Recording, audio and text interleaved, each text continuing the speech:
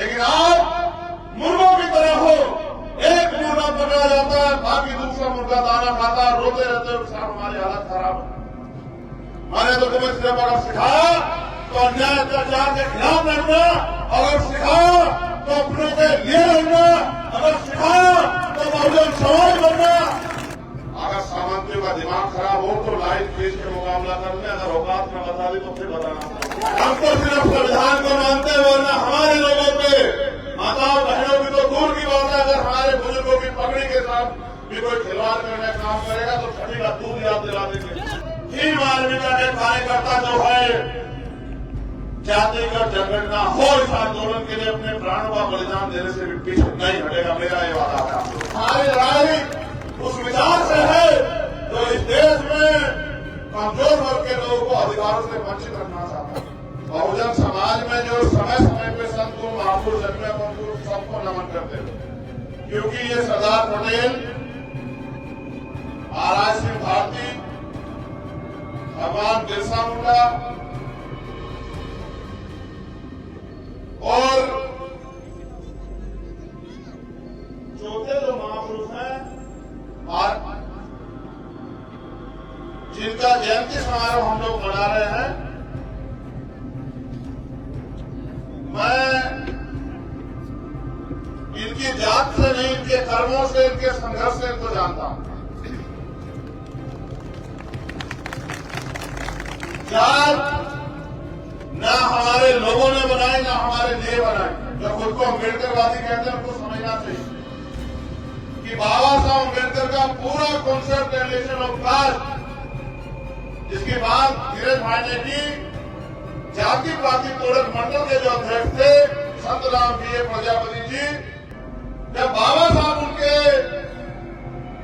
Programme में विरोध के कारण नहीं बोल पाए तो उन्होंने अपनी एक किताब में लिखा, उस किताब का नाम है रिलेशन ऑफ कास्ट, जाति का बीजनाश। हमारे महापुरुष हमें क्या बना के गए और हम क्या बन रहे हैं। मैं छोटे मोटे विवाद में नहीं जाता, लड़ो, लड़ते रहो, लड़ना सीखो, लेकिन उनसे भी लड़ो जिन्होंने आपके अधिकार छीन रखे। उनके खिलाफ भी मोर्चा खोलो जिनकी वजह से आप बेबसी, गुलामी, लाचारी, बदहाली का जीवन जीने के लिए मजबूर। सरदार पटेल ने देश को जोड़ा और हम दिल नहीं जोड़ पा रहे हैं। हम उनको, उनके वंशज खुद को कहते हैं, बताइए। अब बाबा साहब अम्बेडकर के वंशज खुद को कहते हैं, अपने 4-4 बच्चे कुर्बान करके, और हमें इंसान का जीवन लेके गए। जो खुद इंसानियत को महत्ता देते थे, हम उनके अनुयायी या भक्त क्या है आप तय करें। मेरे पूरे संघर्ष को आज आपने प्रतापगढ़ में जीरो कर दिया। जब मैं आपको देखता हूं कि मैं रोज इस एकता के लिए लड़ता हूं, पूरे देश में जाता हूं, अन्याय अत्याचार के खिलाफ झंडा बुलंद करता हूं, आपके सम्मान के लिए लड़ता हूं, आप उस सारे संघर्ष को आज मिट्टी में मिला दिया आपने प्रतापगढ़।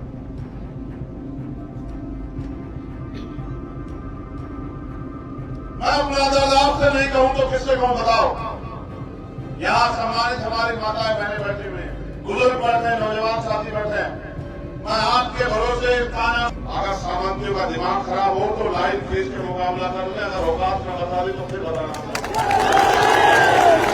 हम तो सिर्फ संविधान को मानते हैं, वरना हमारे लोगों पे माताओं बहनों की तो दूर की बात है, अगर हमारे बुजुर्गों की पगड़ी के साथ भी कोई खिलवाड़ करने का काम करेगा तो छठी का दूध याद दिला देंगे। हम तो इसके शुभ हैं क्योंकि बाबा साहब अम्बेडकर, तथागत बुद्ध और सरदार पटेल भी हमें इस देश को एकजुट बना के रखने के काम सिखा के गए। हम बिरसा मुंडा के भी वंशज हैं, हम महाराज सिंह भारती के भी वंशज हैं, और बिरसा मुंडा ने अपने हकों के अधिकारी के लिए एक और रास्ता अख्तियार किया। मैं तो भारत की सरकार को भी कहता हूं कि देश के कमजोर वर्ग को इतना मत सताओ कि वो अपने पैरों पर उठ खड़ा हो। अगर वो अपने पैरों पर उठ खड़ा हुआ तो तुम्हारे इतने से लोगों की राजनीति को भटोरे में बंद करके जो है अपने मकान से भी बहुत दूर फेंक देगा। इसलिए मैं आपसे कह रहा हूं, ये प्रतापगढ़ की धरती है, बड़े पैमाने में यहाँ बोला जाता है सामंतियों का गढ़ है। हमारे लोग अपनी ताकत नहीं पहचानते, गढ़ तो सारे हमारे, कोई किसी का गढ़ नहीं है। लोकतंत्र है, ना तलवार ना भाला। अगर राज आता है तो वोट से आता है। मेरी आपसे शिकायत है, जो लोग यहाँ नौजवान बैठे हैं बाबा साहब की बात करते हैं, आपका छोटा पेड़ है, उस छोटे पेड़ को खाद पानी की जरूरत है, सुरक्षा की जरूरत है। ये भाई छोटे पेड़ को खाद पानी सुरक्षा देके आप वृक्ष बनाओगे तभी तो फल और छांव मिलेंगे। आज इस छोटे पेड़ को आपकी जरूरत कि आप इसके लिए दिन रात मेहनत करें और इस सामंतवादी पूंजीपतिवादी जो अनुवादी सरकारें यहां बैठी है उनका मुंह तोड़ जवाब देने के लिए तैयार हो जाओ। क्या लगाना चाहते हैं बाबा साहब का वोट, सरदार पटेल साहब का वोट, उनके विचारों पर पता चला। जब सरदार पटेल और बाबा साहब अम्बेडकर एक दूसरे को समझते थे और एक दूसरे को आगे बढ़ाने के लिए कंधे से कंधा मिला के लड़ रहे थे तो उनके मन से यहाँ किस बात की लड़ाई लड़ रहे। तमाशा मत बनाओ कि लोग तुम्हारा तमाशा देखकर मजाक बनाए और हंसे और तालियां बजाएं कि देखो हमने इनको गुलाम बना के रखा और गुलाम आपस में लड़ रहे हैं। आपकी जिम्मेदारी ये है कि मिलकर उनसे लड़ो जिन्होंने आपके अधिकार छीन रखे हैं। मैं आदरणीय एमपी साहब से वादा करता हूं कि आपको सर्वप्रथम आपको और आपकी सरकार को ये बधाई कि आप जातिगत जनगणना करा रहे हैं बिहार में। ये बड़ा ऐतिहासिक कदम है और ये होना भी चाहिए। आपसे तो उम्मीद की जा सकती है, लेकिन मैं फिर आपसे कह रहा हूं कि आप इस आंदोलन को तैयार करके आवाज दो। ही मानवीयता के कार्यकर्ता जो है जातिगत जनगणना हो इस आंदोलन के लिए अपने प्राणों का बलिदान देने से भी पीछे नहीं हटेगा। मेरा ये वादा है आप लोगों। ये लड़ाई इस देश में शोषितों को शासक बनाने की लड़ाई है और मेरे कंधों में बड़ी जिम्मेदारी। आज मैं यहां आकर खड़ा हूं तो आप लोगों की देखा, लेकिन मैं आपसे पूछता हूं कि मुझसे क्या उम्मीद करते हो कि फायदे मेरे हाथ में पकड़ाते रहो और मैं अधिकारियों को फोन करता रहो।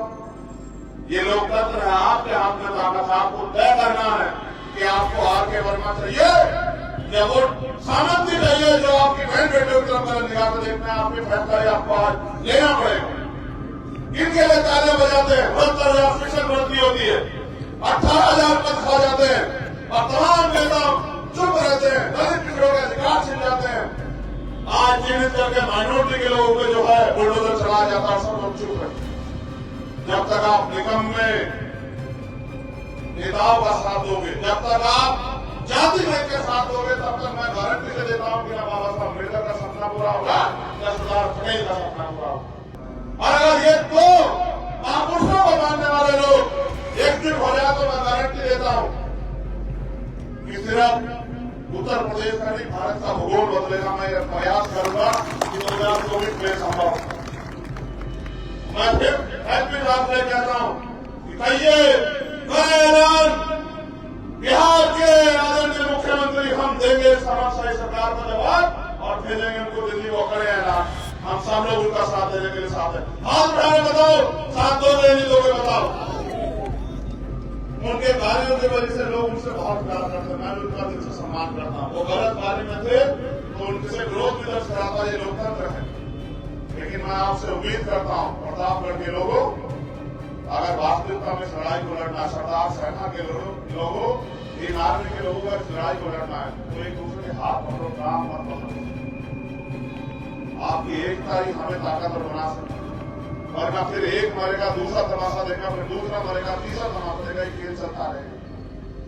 आज बेरोजगारी, महंगाई, भ्रष्टाचार, तमाम सब चीजें जो है चल रही है क्योंकि सब सत्ता के बदौलत। आपके आने वाली पीढ़ियों के देश में क्या हो? संविधान की रक्षा की बात करते हो, संविधान की रक्षा संसद से होगी और ये मौका 2024 में आपके पास आ रहा है और आपको तय करना है कि आपको आर.एस. पटेल चाहिए या पटेल के नाम पर जो ठेंगा दिखाने वाले लोग हैं वो चाहिए। ये आपको तय करना है। एक तरफ वो लोग हैं जो लड़ना चाहते हैं, एक तरफ वो लोग हैं। देखो मीडिया तो पूरे देश में बहुत सारा नीरज पटेल को क्यों प्यार करते हो बताओ? ये तो यूट्यूब से चलाते हैं, आप में तो टीवी वाला मीडिया फिर नीरज पटेल को क्यों प्यार करते हो? उसका कारण मात्र एक है कि जो लड़ रहा है उसका साथ।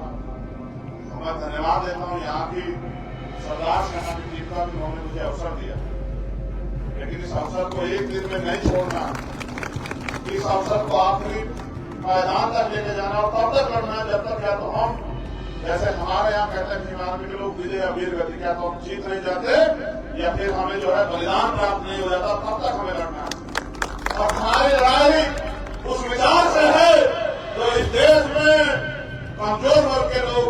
और उसे वंचित रखना चाहता है। इसलिए मैं आपसे अपील करता हूँ उन्हें मंच का धन्यवाद और मेरे टीम आर्मी के वीर सिपाहियों का, आजाद सरदार सेना के वीर सिपाहियों का बहुत बहुत धन्यवाद। लेकिन याद रखो, इतिहास आपसे सवाल करेगा।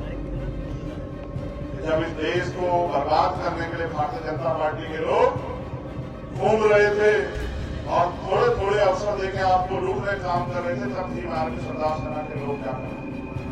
अगर तुम आपस में नहीं एकजुट हो पा रहे हो तो फिर क्यों उम्मीद करते हो समाज एकजुट हो जाए? तुम तो अगर नहीं हो ना, जो लोग टोपी लगाए, नीला गमछा पहने, आपको नेता होना समाज के, अगर आप एकजुट नहीं हो तो समाज कैसे एकजुट हो जाएगा बताओ? और आप एकजुट नहीं होंगे, जो लोग विचारक हैं, प्रतिभावान है, लड़ना चाहते हैं, घर बार छोड़ के संघर्ष कर रहे हैं, वो एकजुट नहीं होंगे तो आप बताओ।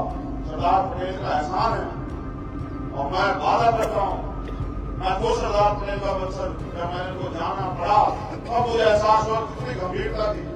वो चाहते तो हट कर जाते थे प्रधानमंत्री बने, लेकिन उनका त्याग इस देश के प्रति था, इसलिए हम उनको याद कर रहे हैं। और हम जयंती समारोह कितना मना रहे हैं, जिन्होंने अपने लिए थी, समाज के लिए थी, देश के लिए थी। आप अपने लिए जीने वालों को कौन याद रखता है बताओ? तो ऐसा खामोश समाज और व्यक्ति देश में कलंक होता है, समाज में भी कलंक होता है। आप कलंक मत बनो। मैंने आपको लड़ना सिखाया, हर होने वाले अन्याय के खिलाफ लड़ो, और किसी भी बहन, कोई भी माँ, किसी भी जाति को उसका अपमान हो तो उसकी ढाल बन के लड़ो। ये आपकी ताकत, ये सिखाया हमें बाबा साहब ने। बहुत बहुत धन्यवाद। क्योंकि मेरा समय हो गया, मैं निवेदन करूंगा ये वाला रास्ता खाली कर दो। देखो भाई, मैं सिपाही होकर भाग के चला जाऊंगा, रास्ता खाली कर दो। मंच का सभी साथियों का धन्यवाद।